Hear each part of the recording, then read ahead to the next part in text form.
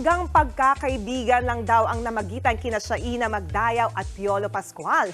Yan ang nilinaw ng aktres ngayong magkasama ulit sila ni Piolo sa hit serye na Pamilya Sagrado. Yan at iba pa sa report ni MJ Marfori.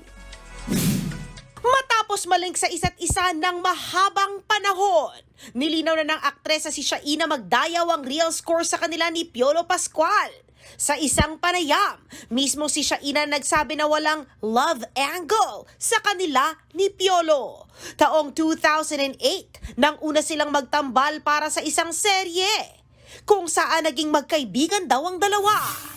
At ngayong magkasama ulit sila sa hit serye na Pamilya Sagrado, sinabi ni Shaina na nagkaroon ng isa pang branch, ang friendship nila ni Piolo.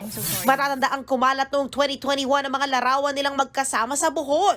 Sa ngayon, focus daw muna si Shaina sa kanyang karera at personal growth. Napapanood sina Piolo at Shaina sa Pamilya Sagrado, 8:45 p.m.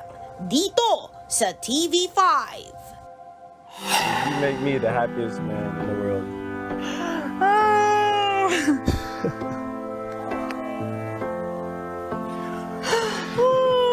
Will you marry me?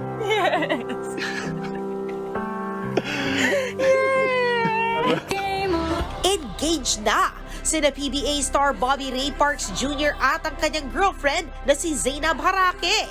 Grande ang proposal na ginawa ni Ray sa isang romantic na venue with matching big letters ng Marry Me. Naging emosyonal si Zainab nang lumuhod na si Ray. Kasama rin nila sa proposal ang kanilang malalapit na kaibigan at kaanak. June 2023, nang kumpirmahin ni Zainab ang relasyon nila ni Ray. Ganda-ganda ng first girlfriend. Nakipag-date naman ang anak ni Chris Aquino na si Bimby sa anak ni OG Diaz na si Erin. Kumasa si Bimby bilang boyfriend for a day ni Erin habang namamasyal sa Disneyland sa California. Halikan mo ako. Sabi niya, Pero paglilinaw nila, for fun lang ang kanilang jowa challenge. Nasa Amerika ngayon si Bimby, kasama ang mommy niyang si Chris na nagpapagaling sa kanyang multiple autoimmune diseases. Nagbabalita mula sa Frontline. MJ Marfori, News 5. Mga kapatid, Jania Lipon po, laging maging updated sa latest sa entertainment and lifestyle para maging una sa balitaan. Bisitahin at mag-subscribe na sa social media pages ng News 5.